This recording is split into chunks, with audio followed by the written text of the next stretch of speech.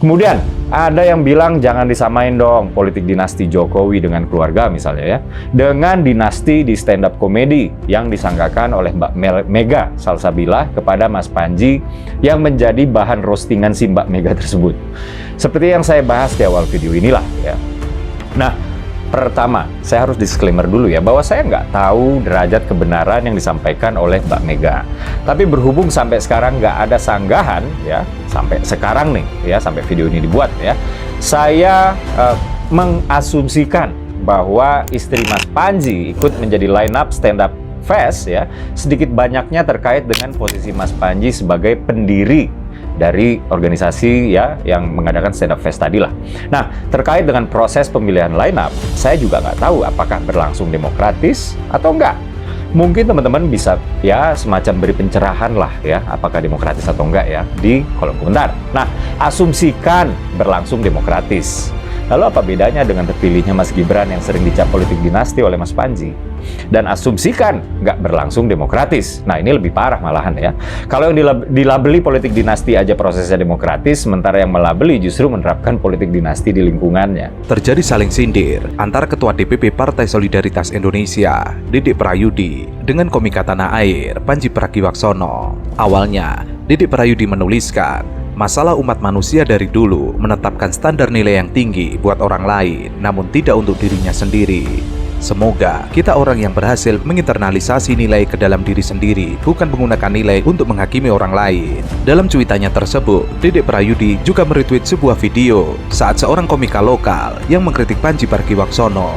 Dinasti itu terjadi bukan hanya di politik, bahkan di dunia stand up komedi. Dan gue ngerasain sendiri. Lu tahu pelakunya siapa? Panji Pragiwaksono. Gua komika kabupaten, Bang. Gua setiap hari open mic keliling-keliling ikut lomba. Bahkan gua perempuan pertama yang punya stand up tour di Indonesia. Gua berharap setelah perjuangan itu gua bisa ada di titik jadi line up stand upers. Lu tahu yang jadi line up istrinya Panji?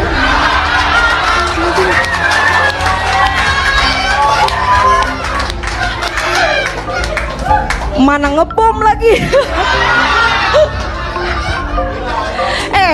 Istrinya Panji nggak pernah open mic, nggak pernah ikut lomba.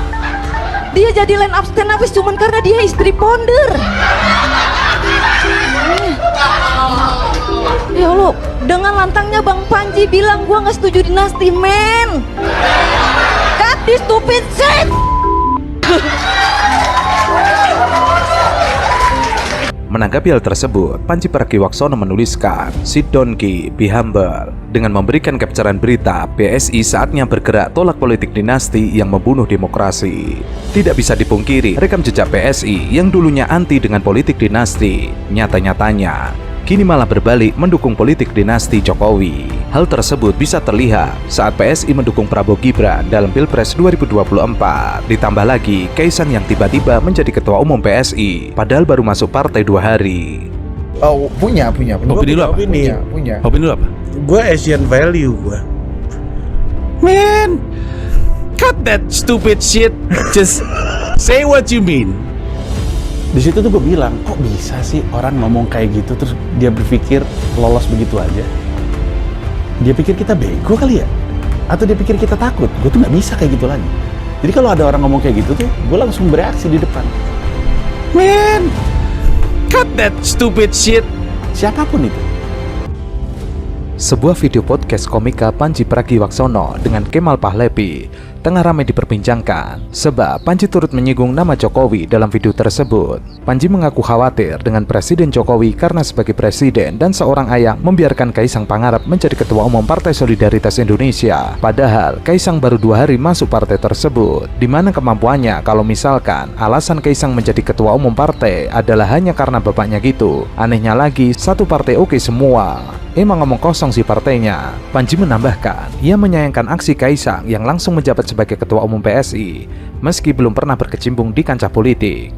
Menurutnya, Jokowi seharusnya bisa mengedepankan demokrasi dan tidak abai dengan langkah politik Kaisang. Ia mempertanyakan Jokowi sebagai ayah, ia adalah Presiden Republik Indonesia. Habis itu, ia lihat anaknya Kaisang masuk sebuah partai, tiba-tiba jadi ketua umum. Katanya demokrasi, di mana kemampuannya, di mana track recordnya. Kalau misalkan alasan Kaisang menjadi ketua umum partai hanya karena bapaknya. Dari isu yang beredar ini sekarang tuh ada kekhawatiran sendiri atau enggak Ji? Soal Gibran jadi cawapres. Gue sangat khawatir sama Pak Jokowi sebenarnya. Kenapa? Nggak beres menurut gue. Menurut lu tuh ya? Iya, Pak Jokowi makin kesini gue sih pertama-tama ya. Iya. Gue mempertanyakan Pak Jokowi sebagai seorang ayah sih. Oke. Macam apa yang dia adalah Presiden Republik Indonesia. Abis itu dia ngeliat anaknya Kaisang masuk ke sebuah partai, tiba-tiba jadi ketua umum. Dalam baru 2 hari masuk PSI, tiba-tiba jadi ketua umum. Temen lu ya, maaf. Enggak ya. Karena Kamal di mana-mana orang nggak ada masuk kantor 2 hari dari nggak pernah kerja sama sekali. Dia bukan CEO dari perusahaan lain terus masuk jadi CEO di perusahaan ini, enggak. Dia nggak pernah kerja, ibarat kata. Masuk politik pertama kali 2 hari langsung jadi CEO gitu, atau dalam hal ini jadi ketua umum partai. Katanya demokrasi gitu. Di mana meritnya gitu, di mana kemampuannya, di mana track recordnya. Kalau misalkan alasan Kaisang menjadi seorang ketua umum partai adalah hanya karena bapaknya gitu. Dan anehnya lagi, satu partai oke semua. Emang kosong sih partainya, tapi maksud gue partai macam apa?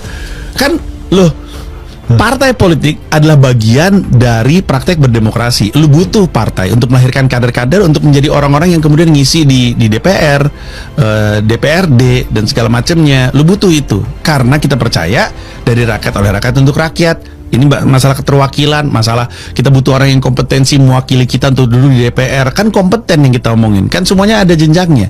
Kalau misalkan cuma karena dia anak presiden, partai macam apa itu? Sekarang pertanyaannya, gue presiden, ini gue Jokowi nih, gue ini Presiden Republik Indonesia, gue ngeliat anak gue kayak gitu, masa nggak gue tegur?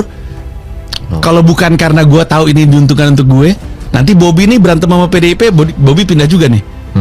Jokowi ini berantem sama PDIP, Jokowi pindah juga. Ini mah namanya bikin geng baru, gak mau jadi geng Megawati, jadi geng Jokowi, nambah kerajaan dong. Ada geng SBY, ada geng Prabowo, ada geng Jokowi, ada geng Megawati. Terus semua pembicaranya di geng. Bukannya harusnya lu pada nunduk sama gue ya rakyat? Bukannya harusnya gue yang jadi paling dominan di sini? Kenapa jadi bikin kubu? Kenapa pundung nggak suka diomongin sama Megawati karena Megawati bilang, Jokowi itu dulu itu kasihan Jokowi, gitu kan? Megawati ngomong gitu kan? Pak Jokowi senyum-senyum aja, sebel, bikin geng sendiri. Kenapa gitu solusinya? Ia melihat seharusnya anaknya ditegur, karena kalau bukan Jokowi, ia tidak mungkin menjadi ketua umum. Sama halnya dengan keputusan MK yang meloloskan Gibran Rakabuming Raka sebagai capres.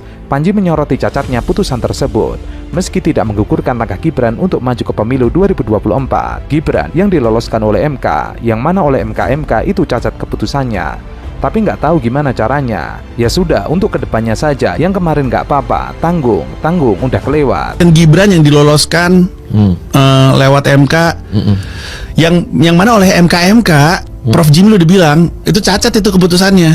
Terus tapi nggak tahu gimana caranya. Ya udahlah, ini untuk kedepannya lagi aja. Yang kemarin nggak apa-apa, tanggung, udah lewat gitu.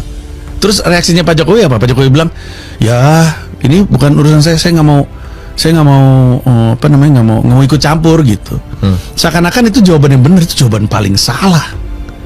Justru kekuasaan kan dipisahkan, ada pemisahan kekuasaan biar nggak semuanya tuh ngumpul dalam satu orang dan terlalu kuat gitu. Ada legislatif, eksekutif, judikatif itu dipisah tuh biar nggak satu. Si raja, kalau dulu kan raja kan, gue yang nentuin, gue yang bikin aturan, gue yang jalanin, gue yang jadi hakimnya juga, semuanya gue. Bahaya kan? Dipisah dong. Dipisah itu supaya nggak bahaya. Dipisah itu justru supaya gue bisa debat lu. Sekarang kalau misalkan tiga-tiganya dipisah tapi semuanya satu sepakatan, bedanya apa sama raja kan gitu kan? Ya sama satu ini ya, kerajaan. Iya, dan akhirnya Pak Jokowi itu ngomong kayak gitu seakan-akan kita nggak ngerti gitu. Dan mungkin ada yang nggak ngerti, tapi kan banyak yang ngerti. Iya benar. Pak Jokowi ini ngapain ngomong kayak gitu? Gue sangat kecewa sih sebenarnya sama Pak Jokowi. Berarti kalau misalkan Prabowo menang nih, Pak Prabowo menang, ada ketakutan kayak orang-orang bilang, wah nih yang Ibu Mega bilang, oh ini Orde Baru mau balik lagi dong, Orde Baru, ada ketakutan demokrasi hilang dong berarti. Sebenarnya semuanya nyebelin. Semuanya nyebelin. Gue gak pengen Anies menang. Gue gak pengen Prabowo menang karena Jokowinya meresahkan.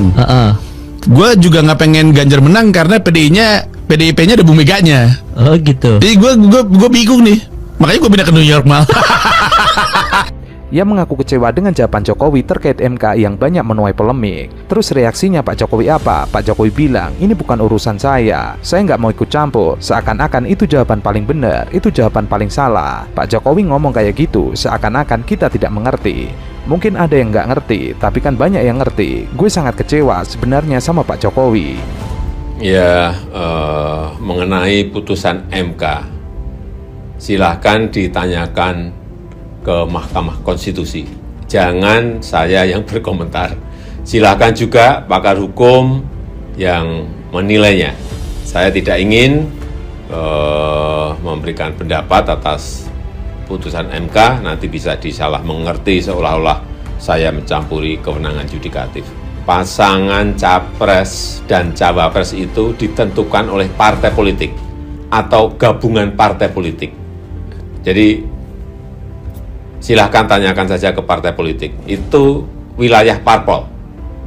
Dan saya tegaskan, saya tidak mencampuri urusan penentuan capres atau cawapres. Video tersebut juga sempat diunggah oleh politisi PDI Perjuangan Deddy Sitorus di akun media sosial X. Unggahan video Deddy Sitorus itu lantas disambar oleh Wakil Ketua Umum Partai Gelora, Fahri Hamzah. Fahri dengan tegasnya menyebut bahwa bukan hanya PSI yang melakukan penunjukan tokoh dengan cara instan tanpa perlu berkarir politik. Pertama ada PDIP yang langsung mengambil Bobi Nasution dan Gibran Rakabuming Raka menjadi wali kota Medan dan Solo, dipakein baju merah dan disuruh kampanye Ganjar. Selanjutnya ada P3 yang secara instan mengangkat Sandiaga Uno menjadi Ketua Badan Pemenangan Pemilu P3.